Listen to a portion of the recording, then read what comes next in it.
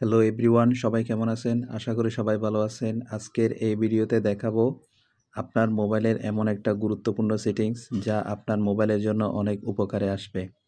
ভিডিওটা শেষ পর্যন্ত দেখতে থাকুন, তাহলে পদ্ধতিটা শিখে নিতে পারবেন। আপনি কিভাবে ফোনের লক স্ক্রিন সেট করবেন? তো প্রথমে চলে যাবেন সেটিংস অপশনে ক্লিক করার পর আপনি স্ক্রল করে একটু নিচে চলে আসবেন।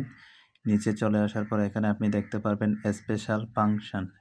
এই স্পেশাল ফাংশন এটাতে ক্লিক করে দেবেন। এটাতে ক্লিক করার পর আপনি এখানে দেখতে পাবেন স্মার্ট প্যানেল। এটাতে ক্লিক করার পর আপনি এখানে স্মার্ট প্যানেল এই অপশনটা অফ থাকলে এটাকে অন করে দিবেন। তো এটাকে অন করে দেওয়ার পর আপনি দেখতে পাবেন আপনার লক স্ক্রিনটা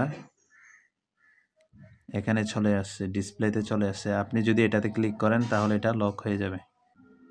আপনি যদি সেটিংসে গিয়ে যদি এটা করে রাখেন তাহলে আপনার মোবাইলের সুইচ অনেক দিন ধরে সুরক্ষিত থাকবে।